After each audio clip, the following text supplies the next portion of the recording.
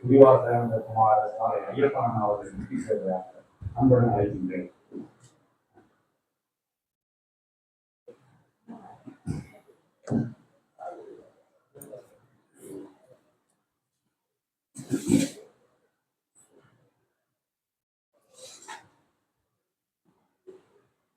ஓது மறை வேத நெறி ஓதுமறை வேத நெறி உண்மையாயொழுகி வளர் யோகியர்களார் புகழ்கின்றே மாதவச் செயல் கை மீறி நாதனெனும் நாமம் பெற்றி மண்ணில் என்போல் உள்ளோர் கிறங்கி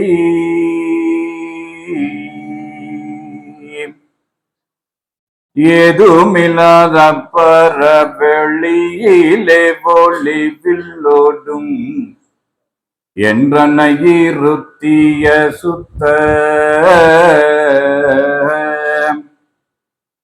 வேத முடிவான நீதி வேத முடிவான நீதி போதுமிதன்றோதும் மட்டும் புத்தும் குரு சாலை ஆண்டவா.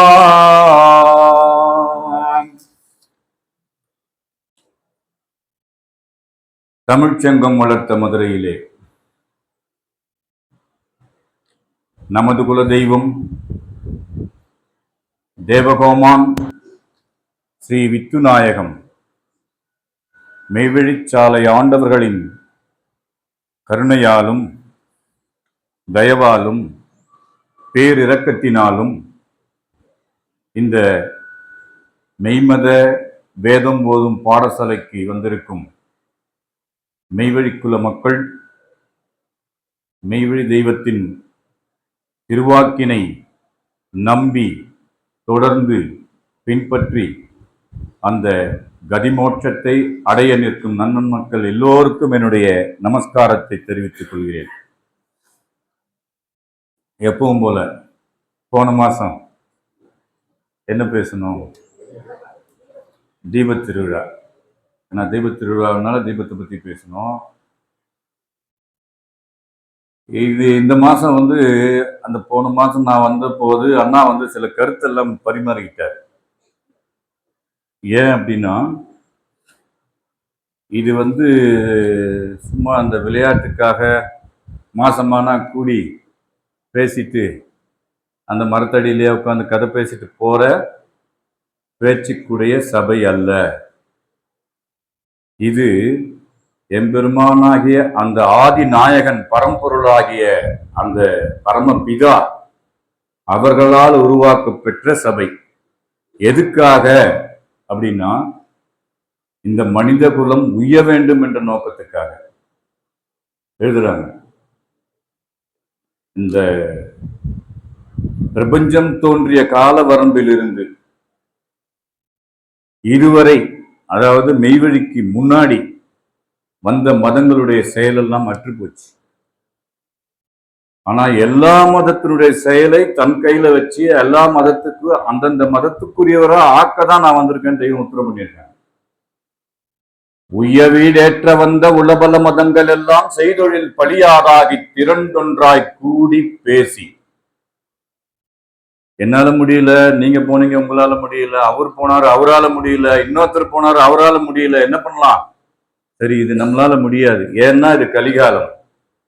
அப்போ நம்மளெல்லாம் அனுப்புனார் பாரு, அவர் போனாதான் இந்த கலியனையும் கலிச்சையும் திருப்பி இந்த மெய்வழிக்குள்ள ஆக்க முடியும் அப்படின்னு அவங்க முடிவு பண்ணாங்க.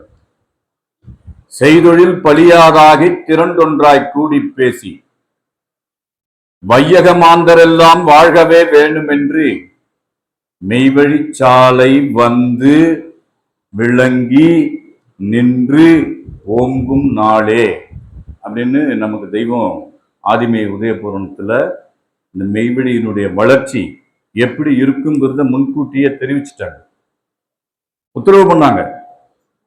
சுண்ணாம்பு சாப்பிட்டா கூட இனிமேல் முடியாது, உண்மை. ஆனா அது யாருக்கு அப்படிங்கிறது தெரியாது.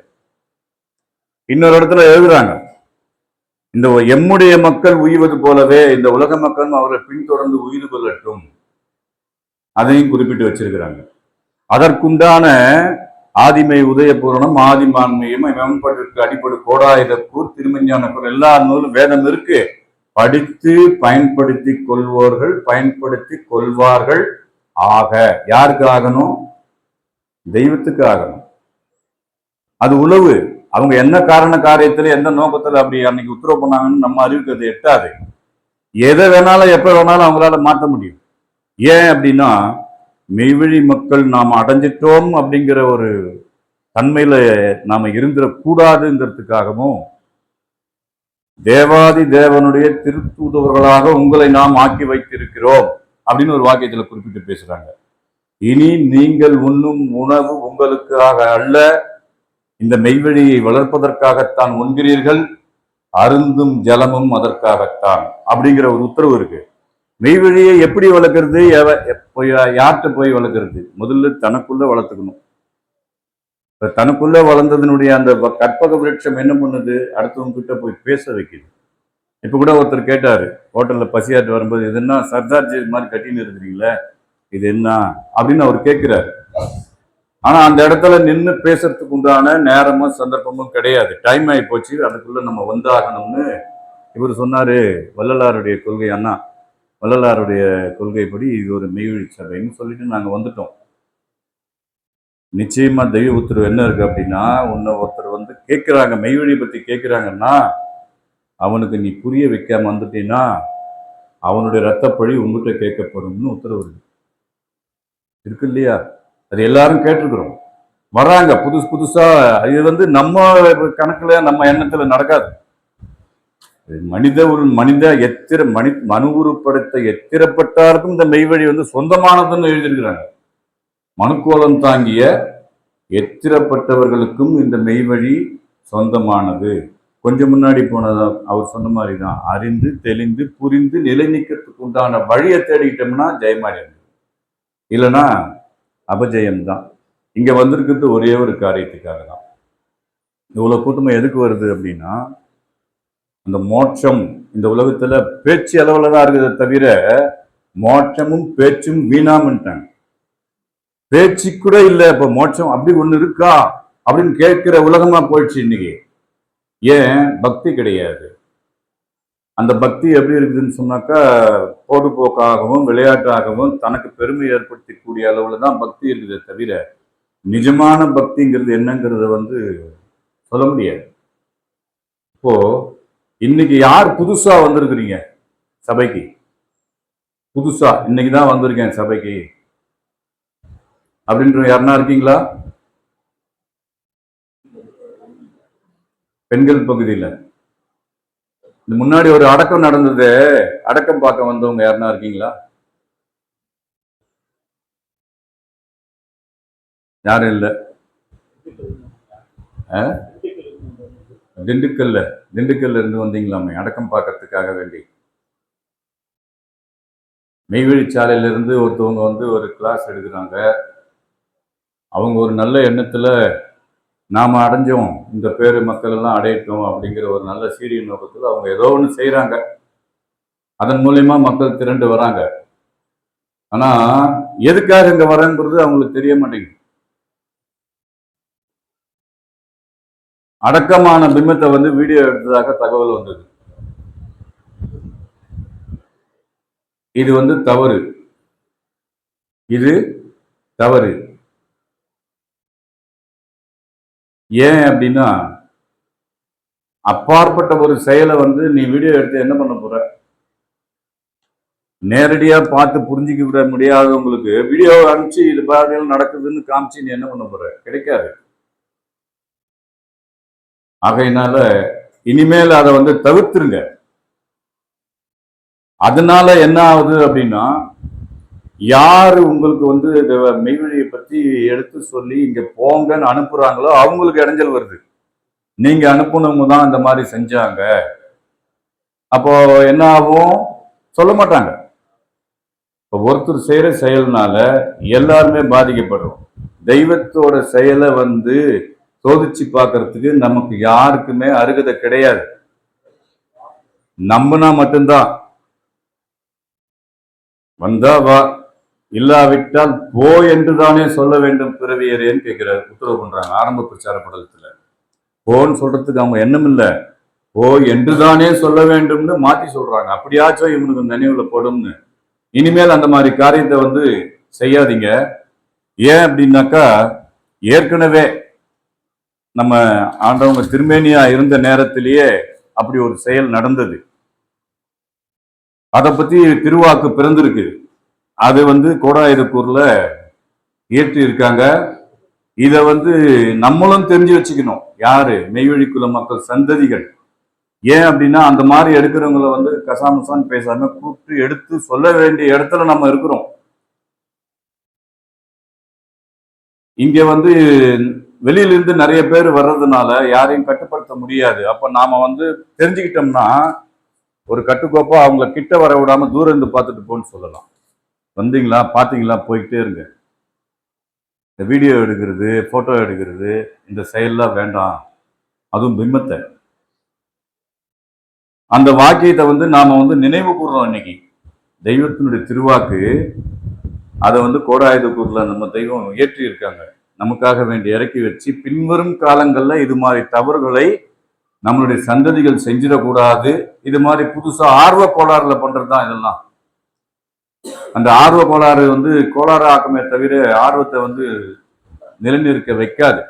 இதை முதல்ல புதுசா பின்பற்றி வரணும்னு ஆசைப்படுற மக்கள் தெரிஞ்சுக்கோங்க. வாக்கியம் எண் 56,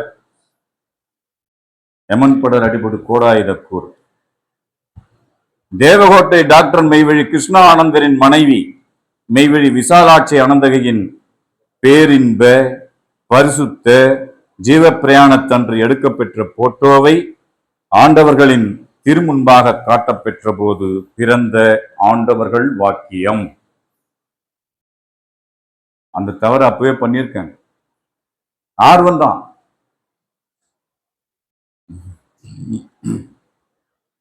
ஒரு கோடி கொடுத்தாலும் இம்மாதிரியான சிறப்பு கிடைக்குமா? கல்யாணமான அந்த வயதில் இருந்ததை விட எவ்வளவு அழகும் மகிழ்ச்சி பூப்பும் அல்லவா இப்போது முகத்தில் மிளிருகிறது. தூலத்தை விட்டு புறப்படும் அந்த கடைசி நேரத்தில் நாம் கொஞ்சம் வேறு விதமாய் பிரட்டு இருந்தோமானால் இந்த வாழ்வு போச்சே, கிடைக்குமா? அப்ப ஏன் அதை அந்த இடத்துல தெய்வம் பிரட்டுனாங்க நம்மள அப்படின்னா, நம்ம மேல வச்சிருந்த அந்த அன்பு. அண்ணா சொன்ன மாதிரி யதார்த்தமான ஒட்டுதல். 2 சொன்னாரு. அதை மெய்க்கருளி கலாசாலையில முதல்ல தெய்வம் கொடுக்குறாங்க. இங்க நீ வரணும்னு சொன்னா தீங்கற்ற ஒழுக்கமும் யதார்த்தமும் 2 விஷயம் மெய்வழிக்கு வேணும். ஆனா ஆதிமான்மியத்துல 3 வேணும்னு கொடுக்குறாங்க. அது அடுத்த சபையில பேசுவோம். அந்த கடைசி நேரத்தில் நாம் கொஞ்சம் வேறு விதமாக பிரட்டி இருந்தோமானால் இந்த வாழ்வு போச்சே. அப்புறம் கற்பாந்த கோடி கால வாழ்க்கை போய் கற்பாந்த கோடி கால அவஸ்தை அல்லவா வந்துவிடும். இத்தூலத்தை படைத்த நாதம் வெளியேறி விட்டதென்றால் எல்லாம் போய், ஆனால் அந்த நாதம் உள்ளடங்கி இருந்து நறுமண ஏற்றம் வருவதால் தான் ஜீவரத்தனத்தின் பிரகாசம் இம்மாதிரியான அழகையும் மகிழ்ச்சியையும் முகத்தில் வாரி இறைக்கிறது. இது இறைசக்தியின் பெருங்கருணை செயல். யாரோட செயல்? இறைசக்தியின் பெருங்கருணை செயல். அதை அடையணும்னு சொன்னா எலும்பு உருக, ஊன் உருக, நெகிழ தவம் பண்ணணும். அதுக்கப்புறம் அந்த நிலைக்கு பயணப்படணும். பயணப்பட்டு அதுக்கப்புறம் தனக்குத்தானே அடங்கிக்கணும். அதனாலதான் முன் வந்த பாரவான்கள் சிசியன்களை காவலுக்கு வச்சதாக சரித்திரம் நமக்கு வந்து அறிவிக்குது. ஏன் அந்த தவநிலையில இருக்கும்போது பிரக்ஞையற்ற நிலையில அவங்க வந்து அடக்க நிலையில தான் இருப்பாங்க. திரும்பவும் அந்த இடத்துக்கு வரணும், வந்த பின்னாடி தான் அந்த மறுபடியும் நம்ம மாதிரி வருவாங்கன்றது நம்ம அனுபவத்திலேயும் பேச கேட்டிருக்கிறோம். அந்த இடத்துல பாதுகாப்பு இல்லைன்னு சொன்னாக்கா மிருகங்கள் வர்றதுக்கு ஆபத்து வர்றதுக்கு வாய்ப்பு இருக்கு. இல்லைன்னா பாக்குறவங்க ஜனங்க அட இவர் இப்படி இருக்கிறாருப்பான்னு எது வேணாலும் செய்யலாம். அதுக்காக வேண்டி எடுத்து வச்சாங்க. அப்போ இது வந்து பெருங்கருணை செயல்னால நமக்கு தெய்வம் இனமா கொடுக்குறாங்க. எந்த பாடும் கிடையாது. நேத்து கூட போகும்போது முன்னாடி பேசுனத கேட்டுட்டு போகும்போது, எதை விட்டு இருக்கிறாய் நீ? உன்னால் தூக்கத்தை கூட விட முடியவில்லையே, பசியை கூட விட முடியவில்லையே, ருசி. அப்போ அதெல்லாம் விட்டு பசி தூக்கம் எல்லாமே அதுல எழுதுறாங்களே, தீரா துறவு ஆதிமான்மியத்துல எழுதுறாங்க. தீர துறவு பூண்டு பார பீரனுடனே, தீர துறவு பூண்டு பார பீரனுடனே, சேரன் சோழன் தேசமும் சுற்றி பாண்டினன் நாடும் தான் மூளை ஆதிக்கு முன் ஆதி யாம் மான்மீகம் ஓதி வரும். தீரத்துறவு பசியும் தூக்கமும் அவங்கவுங்களா கட்டுப்படுத்தணும். வாக்கியத்திலும் எழுதுறாங்க. நான் உனக்கு உதவி பண்ண முடியும், அந்த விஷயத்துல நான் வந்து உனக்கு உதவி பண்ண முடியாது, நீயா கட்டுப்படுத்தினாதான் உண்டு. அதுக்காக தான் பார வணக்கத்தை தெய்வம் எடுத்து வச்சாங்க. 10, 12, 12, 2, 2, 4 மறுபடியும் 6 மணிக்கு வரைக்கும் நம்ம ஆலயத்தில் இருக்கணும். 4ல இருந்து 6 வரைக்கும் மறுபடியும் ஆலயத்தில் இருக்கணும். அப்படியே பழகிட்டோம்னு சொன்னா கண்டிப்பா தூக்கம் நம்ம கட்டுக்குள்ள நிற்கும் என்பது அனுபவ உண்மை. நித்திரா தேவியவள் நித்தம் இந்த பூமியிலே மத்திபமாய் காக்கவென்றே வையென்றார் ஈஸ்வரர். அப்ப அவங்க சொன்னபடி நாம நடந்து பழகிட்டா இது நமக்கு கைவரவாகும் இல்லையா? அதை நாம பழகணும். இது இறைசக்தியின் பெருங்கருணை செயல். இவ்வண்ணமாக பரகாயம் புகுந்து அடக்கமானவர்கட்கு மாலை போட்டு பொட்டிட்டு போட்டோ எடுக்க கூடாது. அவங்க வரலனாலும் அவங்க சார்பா யாருன்னா வந்திருந்தீங்கன்னா இது அவங்களுக்கு எடுத்து சொல்லுங்க. இவ்வண்ணமாக என்ன காயம்? இது வந்து வெறுங்காயம், பெருங்காயம். ஆனா பரகாயம் ஒண்ணு இருக்கு. அந்த பரம்பொருள் இருக்கிறதுக்குன்னு ஒரு உடம்பு தேகம் இருக்குது. தூலம், சூக்குமம் எல்லாம் கோபாலகிருஷ்ண பிள்ளை சொல்லுவாரு அந்த விஷயத்துல எல்லாம். அண்ணா மெய்வழி சாலை கோபாலகிருஷ்ண பிள்ளை அடுத்த சபையில சொல்றேன்னு இருக்கிறார். கண்டிப்பா சொல்லிருங்க. தூலம், சூக்குமம், காரணம், மகா காரணம். அப்ப மகாங்கிறது யாரு அப்படின்னா விஷ்ணு. மகா என்பது பெரிதல்லவா? இப்ப மகாங்கிறது பெருசு என்னும் போது பெரியவரே பேரருளாளா அவங்கதான். அப்போ அவங்க இருக்கிறதுக்கு சொந்தமா ஒரு நிதாஸ்தானம் நம்ம கிட்ட அவங்க குடிபுகுந்து இருக்காங்கிறத மெய்வழி மக்களுக்கு நல்லா தெரியும். எங்க இருக்கிறாங்க, எப்படி இருக்கிறாங்கன்றது அனந்தர்களுக்கு தெரியும். தெய்வத்தினுடைய அவங்களுடைய திருக்கருணையினால தீட்சை வாங்கினவங்களுக்கு அது தெரியும். ஆனா வேதத்துல அந்த இடத்த குறிப்பிட்டு நிறைய இடத்துல தெய்வம் பேசியிருக்கிறாங்க. இந்த இடத்துலதான் நான் இருக்கேன். அறிவிருந்தால் காணலாமே இந்திரநாடு. அப்ப அறிவு இருக்கணுமா இல்லையாங்கிறத நம்ம தான் முடிவு பண்ணிக்கணும். அப்ப அறிவுக்கு நம்ம கிட்ட வந்த பின்னாடி அந்த அறிவினுடைய செயலுக்கு நாம பழகணும். அப்படி பழகுனா அந்த இந்திர நாட்டை நாம பார்க்கலாம்னு வேதம் சொல்லுது, நான் சொல்லல. மெய்வழி உள்ள அறிவிருந்தால் காணலாமே இந்திரநாடுன்னு ஒரு வரி இருக்கு. அப்ப கண்டிப்பா நாம வந்து அறிவை பெற்ற மக்களா இருக்கிறோம். தெய்வத்தினுடைய எல்லை தாங்க. வெளியில எடுத்துக்கிட்டோம்னா அப்ப தருமபுரி, கிருஷ்ணகிரி, பிரம்மபுரம், அப்புறம் என்னன்னா சொன்னீங்க, நிறைய ஊரு, பிரம்மதேசம், பரமக்குடி அங்க இல்ல, அதெல்லாம் கிடையாது. நீங்க விடாதீங்க.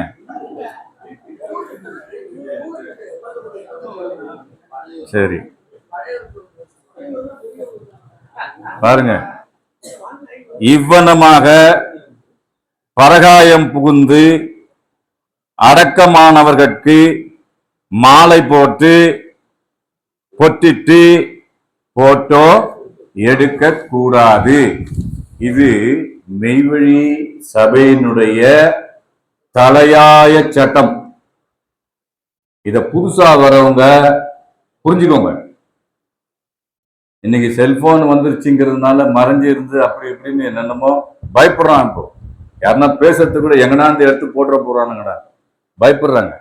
ஆனா இதெல்லாம் எடுத்தீங்கன்னா என்ன வருங்கிறத பின்னாடி அடுத்து உத்தரவு பண்றாங்க, எடுக்க கூடாது. அது பாமரத்தனம். அடுத்து சொல்றாங்க, யார போட்டோ எடுத்து வச்சுக்குவோம் அப்படி சொல்றாங்க பாருங்க. கண்டவர்கள் காரி துப்ப, பார்த்தாலே தீட்டு, போய் குளிக்கணும். அவனு போய் பார்த்துட்டு வந்தவன வருஷனா கூட தீட்டு. எல்லா துணிமணி எல்லாம் கழட்டி போட்டு தலை குளிச்சுட்டு தான் வீட்டுக்குள்ள போகணும் முன்னாடி. இப்போ அப்படி இல்லை. பட்டினத்தார் சொன்ன மாதிரி செத்த போனத்தை பார்க்கறதுக்கு சாவ போற பிணமெல்லாம் போய் ஒன்னா கூடி எழுதிட்டு ஒன்னா நம்மளோட வந்து கலந்துடுறாங்க. ஆனா வேற வழி இல்லை. தெய்வம் அதுக்கு தான்டா தீர்த்தம் போட்டு உன்னை சுத்திகரிச்சு உள்ள எடுக்கிறேன். அப்ப நீ எவ்வளவு பாவத்துல போய் மூழ்கிட்டு வர பத்தியா அப்படின்னு நமக்கு வந்து உத்தரவு பண்றாங்க. பார்க்கறதுக்கு ஒன்று போல நம்ம மக்களோட மக்களா இருந்தாலும் நம்மளுடைய நிலைப்பாடு வேறங்கிறத நம்ம புரிஞ்சுக்கிட்டோம்னாலே நம்ம தெய்வத்துக்கிட்ட இருக்கிறோம், அந்த அனல்லையே இருப்போங்கிறதா தெரிஞ்சிடும். நமக்கு அந்தனாவே இருக்கும், அதுல மாற்றமே கிடையாது. இவ்வனமாக பரகாயம் புகுந்து அடக்கமானவர்களுக்கு மாலை போட்டு பொட்டிட்டு போட்டோ எடுக்க கூடாது, அது பாமரத்தனம். கண்டவர்கள் காரி துப்பும்படியாக நாரி செத்ததற்கு அப்படி பூச்சி பூச வேண்டியதுதான். கண்டவர்கள் காரி துப்பும்படியாக நாரி செத்தவர்களுக்கு அப்படி பூச்சி பூச வேண்டியதுதான். ஆனால் நம் தேவகுல மக்கள் இறுதி தெருவாயில் ஏறி கைப்போடுகின்ற அந்த தெய்வ திருமண கோலத்தை சிறிதும் மாற்றாமல் உள்ளது உள்ளபடியே அப்படியே இருக்க விட்டுவிட வேண்டும். இது எப்போ எழுதுறாங்க? 1950 அந்த மாதிரி டைம். இது அந்த அக்கா டாக்டர் கிருஷ்ணானந்தர், நம்ம மெய்வழிச்சாலை வேளாண் ஆனந்தருடைய அம்மா. அவங்க அடக்கமான போது பிளாக் அண்ட் ஒயிட், இப்போனா கலர் கலரா வந்துருச்சு. பிளாக் அண்ட் ஒயிட் போட்டோ எடுத்துன்னு போய் தெய்வத்திட்டு காமிச்சதுக்கு தான் நமக்கு வந்து அறிவுறுத்துறாங்க தெய்வம். பின்னாடி இந்த மாதிரி தவறுலாம் செஞ்சிடாதீங்க. ஏன் அப்படின்னா அது வருத்தத்துக்குரிய செயல். தெய்வ நிந்தனை நம்ம மேல வந்து விழும். திருமண கோலத்தை சிறிது மாறாமல் மாற்றாமல் உள்ளது உள்ளபடியே அப்படியே இருக்க விட்டுவிட வேண்டும். அந்த தெய்வ அழகுக்கு மேல் ஒன்றும் செய்யக்கூடாது. சாலையிலேயே ஏறக்குறைய 85ல இருந்து இது வரைக்கும் ஆயிரக்கணக்கான அடக்கங்களை வந்து நாம பண்ணிருக்கோம். என்னுடைய வயசுக்கு அதுக்கு முன்னாடி இருந்தவங்கலாம் எவ்வளவு பேர் இருப்பாங்க. அப்போ யாருமே அந்த மாதிரிலாம் ஒண்ணுமே செய்யறதே கிடையாது. அழகுபடுத்துறது, தலைப்பாக அச்சு சீரா புதுசா கட்டுவாங்க, ஆடை வந்து புத்தாடை போடுவாங்க. ஏன் அந்த ஆடையை கொண்டு போய் சன்னிதானத்துல வச்சு தீர்த்தம் போட்டு எடுத்துட்டு வந்து அதுக்கப்புறம் தான் ஆடை மாத்துவாங்க. தீர்த்தம் கொடுத்து மண்மறைவு பண்ணுவாங்க. வேற ஏதாவது பண்றோமா? இப்ப இங்க அடக்க ஸ்தலத்தில் பண்றோம். அப்படித்தானே தெய்வம் என்ன நடைமுறை எடுத்து வச்சாங்களோ அதை மட்டும்தான் பண்றோமே தவிர, நமக்கு 1000 கற்பனைகள் இருக்கலாம். அது மாதிரி நடந்துகிட்டாக்கா அது மெய்வழி ஆகுமா? ஆகாது. அப்ப மெய்வழி ஆகணும்னு சொன்னா மெய்வழியாகவே இருக்கணும். அவங்க என்ன பாதை போட்டு காட்டி இருக்கிறாங்களோ அந்த பாதை வழியாய் நாம பயணிக்கணும். இல்லைன்னா பாதை மாறி போயிடும். பாதை மாறி போனாக்கா முள்ளுக்காடு தான் மிச்சம்.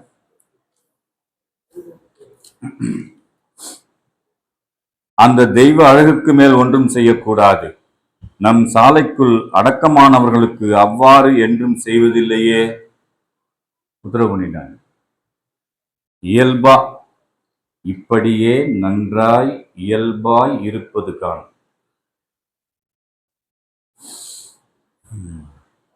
ஏதாவது செய்தால்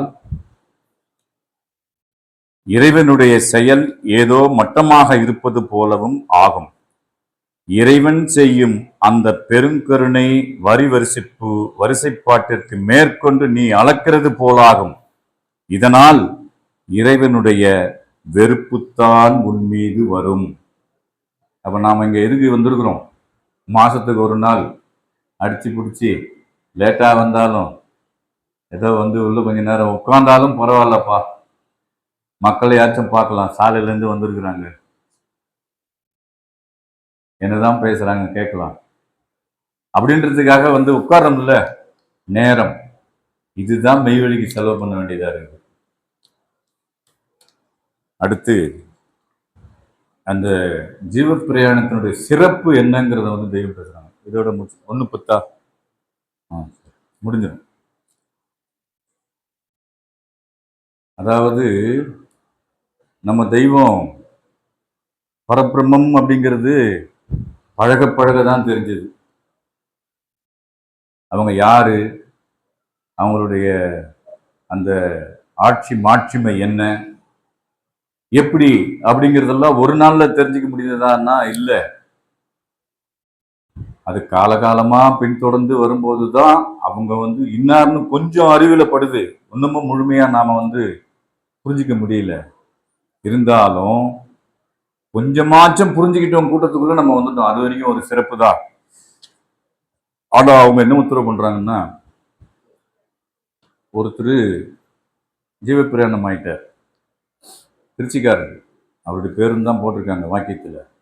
ஏன் அப்படின்னா இந்த ஜீவ பிரயாணத்தை பத்தி தெய்வம் எப்படி சங்கோப சங்கமா, அது எவ்வளோ பெரிய ஒரு செயல், அது நமக்கு இனமா கிடைக்குது. அதை நாம துஷ்பிரயோகம் பண்ணோம்னு வச்சுக்கோங்க, மாட்டிக்குவோம். நம்ம பார்த்துட்டு நம்ம சும்மாவும் விடக்கூடாது. அவங்கள திருத்தணும், இல்லாட்டி வெளியே அனுப்பிச்சிடணும். நீங்க போங்க, வெளியே போங்க. முதல்ல உங்களை யார் அனுப்பிச்சது? அவங்களை உட்கார வச்சு, அன்னைக்கே நான் என்னன்னா அந்த வேலை செஞ்சிருப்பேன். முதல்ல போனை போடு, யாருக்கு உனக்கு அனுப்பிச்சது யாரு, போனை போடு, அந்த மாதிரி அவருக்கு போனை போடு, கொண்டா. ஏன் இப்படி சொல்லி கொடுக்கலன்னு அவங்க சொல்றாங்க, இங்க அந்த மாதிரி வர்றாங்க. அப்போ யாருக்கு பேரு கெடுது? நம்ம தெய்வத்துக்கு. நமக்கு மன சங்கடமாவது இல்லை, யாரோ ஒருத்தர் செய்யறது தப்புனால நம்ம பாட்டுக்கு இயல்பா நம்ம வேலையை பார்த்துக்கிட்டு இருப்போம். புதுசா வரவங்களுக்கு சொல்றதா வேணாமான்ற ஒரு இடத்துல கொண்டு போய் நம்மளை நிப்பாட்டுறாங்க. அது இனிமேல் செய்யாதீங்க அப்படிங்கிறது தான் எங்களுடைய கோரிக்கை. அப்படிதான் சொல்லணும். மெய்வழி பாசிபந்தா ஆனந்தரின் ஜீவ பிரயாணம் பற்றி திருச்சபையில் பேச பெற்ற போது பிறந்த ஆண்டவர்கள் வாக்கியம். ரைட் ஹேண்ட் மாதிரி அவர் தெய்வத்துக்கு. அவர் தீக்கா. அவர் தெருவில் ஒரு பிராமணன் கூட போக முடியாது. பூணூலெல்லாம் அறுத்துட்டு விரட்டி விட்டுருவார். அப்பேற்பட்டால்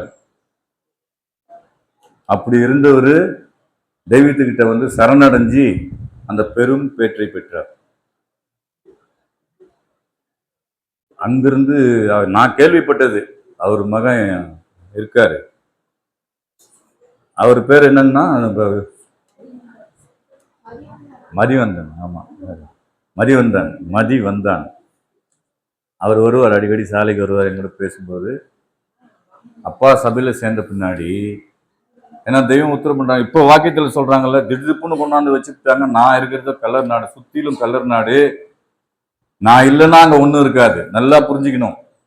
அந்த வார்த்தையினுடைய சூட்சுமத்தை ஏதோ ஆண்டவங்க வாக்கியம் வைக்கிறாங்க, கேட்டு அப்படி இருந்துடலாம் அப்படின்றதுக்காக அல்ல. அங்க நான் இல்லைன்னா ஒண்ணும் இல்லை, அந்த ஒண்ணு இருக்கிறதுனால தான் நம்ம எல்லாரும் அங்க இருக்கிறோம். அதை நாம நினைவுல அழுத்தி பதிஞ்சுக்கோங்க. ஒரு வாசகம் சிறிதா இருக்கிறதே என்று நீ நினைக்காதே. அதனுடைய கனமும் நீதமும் நம்மளால அளக்க முடியாது. அழகா உத்தரவு பண்ற. நம்ம சுருக்குன்னு அந்த இடத்துல நான் இல்லைன்னா அங்க ஒண்ணும் இல்லை. இந்த நிகழ்வுகள் இருக்குது, 3 நிமிஷம் இருக்குது எனக்கு, அதுக்குள்ள முடிச்சிடுவோம். அடுத்த சபையில பேசுவோம். ஏன் அப்படின்னா இப்படி பேசினாதான் நமக்கு அந்த அச்சம் ஏற்படும். நாம என்ன செய்யறோம், என்ன செய்யக்கூடாது. பேசுற எனக்கும் அது உரைக்கும். நம்ம பேசுறோமே, அப்ப நாம அந்த கட்டுப்பாட்டுல நிக்கணுங்கிற எண்ணம் நமக்கு வரும். ஐயா அன்னைக்கு அவர் பேசினாரு, அப்ப அதை காதுல கேட்டுட்டுமே, அப்ப நாம அந்த செயல்படி நாம நிக்கணும்னு நமக்கு வரும். அப்போ ரெண்டு பேத்துக்கும் ஒரு லாபகரமான ஒரு விஷயத்தை தான் தெய்வம் கொடுக்குறாங்க. நஷ்டம் என்பதே மெய்வழியில பேச்சுக்கே இடம் கிடையாது. நஷ்டம் என்பது இல்லை. மெய்வழி பாசிபந்த ஆனந்தரின் ஜீவப்பிரயாணம் பற்றி திருச்சபையில் பேசப்பெற்ற போது பிறந்த ஆண்டவர்கள் வாக்கியம், எமக்கு அவனை பிரிந்ததால் உள்ள துக்கம் அவன் மனைவிக்கு கூட இருக்காது. அவ்வளவு உதவி பண்ணார். ஆலயம் கட்டுறதுக்கு மூங்கிலெல்லாம் வெட்டி அனுப்பிச்சாரு அவருடைய காட்டுல இருந்து. நாங்க போயிருக்கிறோம். இளங்கோவன் முத்துராஜான்னு அவருடைய மகன் நடக்க ஆகும்போது அந்த இடத்துக்கு போனோம். தனியா வச்சிருக்காங்க அவங்களுடைய எல்லையில, அவங்க காட்டிலேயே அவங்க குடும்பம் மொத்தம் அங்கதான் அடக்கம் பண்ணியிருக்காங்க. மூங்கிலெல்லாம் வெட்டி அனுப்பினார் முதல் அப்ப. அதனால எவ்வளவு பிரியா இருக்கும் தெய்வத்துக்கு. தனக்கு ஒரு உத்தாசையா இருக்கிறவங்க மேல எவ்வளவு அன்பு வச்சிருப்போம் நாம. நமக்கே எப்படின்னா தெய்வத்துக்கு எப்படி இருக்கும்? வலதுகரம் வந்துட்டானா அப்படிங்கிறோம். பாசிபந்தான் வந்துட்டாரு. அதே மாதிரி லாரியில இருந்து ஆளுங்களை அனுப்புவார். சாலையில தங்க விடுவார், நைட்ல தங்க வச்சு டார்ச் வச்சுட்டு அந்த காடு பூரா சுத்தி வருவாங்க அவங்கெல்லாம். அவ்வளவு பெரிய தாதா. கோயம்புத்தூர்ல அவரு மரியவந்தான் பேசினதை கேளுங்க. அவங்களுடைய பாரம்பரியமான குடும்பம். அரசியல்ல ஒரு ஒரு ஊரே கொடுத்துருக்குறாங்க திருச்சியில. முனிசிபாலிட்டிக்காக வேண்டி பள்ளிக்கூடத்துக்கு எதுக்கோ கொடுத்துருக்குறாருன்னு அவர் சொன்னாரு. அதெல்லாம் நமக்கு வேண்டியதில்லை. ஆனா தெய்வத்துக்கு ஆனாப்புல இருந்தார்ல, மெய்வழியை வளர்க்கறதுல தெய்வத்தினுடைய கைவாளா இருந்திருக்கிறார். அச்சப்பட்டாங்க. அடே இவரெல்லாம் இங்க இருக்கிறாங்களாம் அப்படின்னு சொல்லி சுத்து வட்டாரத்தில் இருக்கிறவங்களாம் கொஞ்சம் அச்சப்பட்டாங்க.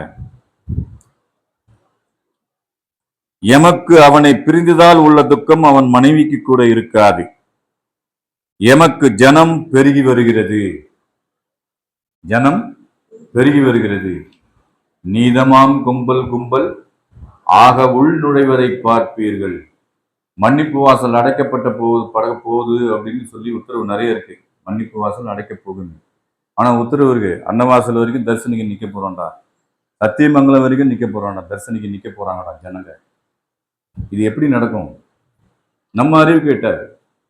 அன்னைக்கு காலகட்டத்துல தெய்வம் திருவாக்கு இப்படி. அடுத்தடுத்து அப்போது நாம் மாற்றிக்கொண்டே இருப்போம். தலை கொடுத்து நிற்பீர்களா? அப்படியே நிற்கிறோம். இப்பவும் அதுதான், தலை கொடுத்து நிற்பீர்களா? அப்படியே நிற்கிறோம். அதோட முடிஞ்சிருச்சு. நமக்குள்ள ஆராய்ச்சி தேவை கிடையாது. அவங்க கன்னி விராட்டத்துல கடைசி கன்னியை படிச்சுட்டு அடுத்த வாட்டி சொல்லுங்க. எமக்கு ஜனம் பெருகி வருகிறது, இருப்பினும் எம் இனத்தில் ஒருவன் போனது பெரிய துக்கமாயிருக்கிறது. எம் இனத்தில் ஒருவன் போனது எங்க போறான்? அவர் பரகாயம் புகுந்துடுறாரு. ஆனா தெய்வத்துக்கு நானும் உன்னை போல துக்கத்துல என்னடா, அதுதான் உத்தரவு பண்றாங்க. இப்ப ஜீவ பிரயாணம் என்பது எவ்வளவு சிறப்புடையதுன்றது தெரிஞ்சுக்கணுங்கிறதுக்காக தான் தெய்வம் அந்த தன்னுடைய குமாரன் ஒருத்தர் அடக்க ஆகும்போது அவங்க விசனப்படுறாங்க. அதே மாதிரி இன்னொருத்தர் மெய்வழி சூரியானந்தர், சென்னைக்காரர். இங்க ஒரு சூரியானந்தர் இருக்கிறாரா? மதுரைக்காரர். சென்னை தானா? இங்க ஒருத்தர் இருக்காரா? அவினந்தர். அவர் அடக்கானாரு. தெய்வம் அவருடைய போட்டோ வச்சிருந்தாங்க, எடுத்து இப்படி பார்ப்பாங்க. மெய்வழி சூரியானந்தன் கல்லை கொடுத்தாலும் கடக் மடக்கு என்று மெண்டத்தின்மா அப்படின்னு வாங்கலாம். என்ன பேருங்க? என்ன பேரு? அப்பா நினைச்சாலே சிலுக்குது. 40 நாள் வெளிச்சாலையை சுற்றி வர சொன்னாங்க மக்களை. ஒரு நேரம் ஒரு இதுக்காக வேண்டி குளிக்க கூடாது, ஒருவேளை உணவு தான் உண்ணணும், அதுவும் உப்பு இல்லாத வெளிச்சாலை முள்ளு சுத்தின்னு வாங்கடா அப்படின்னு சொன்னதுல 5 பேர்ல மெய்வழி சூரியானந்தனும் ஒருத்தர். ஆனா அவர் மேல அப்படி அந்த 5 பேர் மேலேயும் அப்படி ஒரு நறுமணம். 40 நாள் குளிக்கல. சுயதேவ ராககற்பம் சொன்னபடி அருந்தி இப்படி இருன்னு சொன்னபடி, அந்த எப்படி சொன்னாங்களோ அது மாதிரி இருந்ததுனால வந்த விளைவு இது. இருப்பினும் எம் இனத்தில் ஒருவன் போனது பெரிய துக்கமா இருக்கிறது. அவனும் துக்கமற்ற தேகத்தில் குடியேறி கொண்டு விட்டான். நாம் துக்க தேகத்தில் இருப்பதால் எமக்கும் இந்த துக்கம் உண்டாகிறது. நாம் இந்த துக்க தேகத்தை மாற்ற முடியாதே. முடியும், நமக்காக அப்படி பேசுறாங்க. சரி, அடுத்து வந்து மங்களானந்த கீதை ஒன்று இருக்குது, அதை அடுத்த சபையில பேசுவோம். அதனால நாம இன்னைக்கு என்ன தெரிஞ்சுக்கிறோம் அப்படின்னு சொன்னா, ஜீவப்பிரயாணமாகி இங்க மதுரையில நம்மளுடைய அடக்கஸ்தலத்துக்கு பிம்பங்கள் வரும்பொழுது புதிய மக்களை தயவு செய்து நம்மளுடைய சந்ததியர்கள் வரிசைப்படுத்தி ஒரு வழியில நிக்க கூடாது, போயிட்டே இருக்கணும். அவங்க வெளியே போயிடணும். படிக்கிறது நம்ம தான் உட்காந்து படிக்கணும். நன்மனத்தினர்லயே பண்பட்டு இருக்கிறாங்க, 20 வருஷம் 25 வருஷம் மெய்வழியில தொடர்புடையா இருந்து சட்டத்திட்டத்துக்கு உட்பட்டு இருக்கிறவங்க உள்ள இருங்க, அவங்கள வழிபடுத்துங்கிறது தான் எங்களுடைய கோரிக்கையா இருக்குது. போன முறை சபைக்கு வரும்போது நம்மளுடைய சபையின் பொறுப்பாளர் அண்ணா மெய்வழிச்சாலை காவியன் அண்ணா ரொம்ப ஆதங்கப்பட்டாரு. இப்படி எல்லாம் நடக்குது, ஒண்ணுமே பண்ண முடியல. மெய்வழிச்சாலையா இருந்தா பிடிச்சி தரன்னு கொண்டு போய் வெளியே கொண்டு போய் போடுருவேன், நானே செய்வேன் அந்த வேலையை. ஏன் அப்படின்னா உரிமை, இங்கேயும் உரிமை இருக்கு, இருந்தாலும் இது மதுரை, இந்த மக்கள்லாம் விட மாட்டாங்க. எங்க ஏரியாவில் வந்து நீ என்ன பண்றது அப்படின்னு சொல்லக்கூடாது. ஆகையினால அந்த இருக்கு பஞ்சாயத்து சொன்னா சரி. முடிஞ்சது இல்ல, முடிஞ்சது, நான் முடிச்சுக்கிறேன். நேரம் 3-4 நிமிஷம் போயிடுச்சு. எனவே நாம் எல்லோரும் மெய்வழி விசாலாட்சி அனந்தகி அந்த பரகாயத்தில் புகுந்து கொண்டார் என்பதை படித்தவாறு நாமும் நம்முடைய இந்த துக்க தேகத்தை விட்டு பரகாயத்தில் புகும் ஆயத்தமாய் இருப்போமாக என்று கூறி நம்மளுடைய தெய்வமோர்களின் பாதார விந்தங்களிலே பரிபூரண சரணாகதி அடைந்து அவர்கள் அளக்க நிற்கும் நிஜநிதி புதுவாழ்விலே மனம் கூடி சேர்ந்து பொல்லா பிறப்பினை ஒழித்து பெருவாழ்வு வாழ்வோமாக. அனைவருக்கும் நமஸ்காரம்.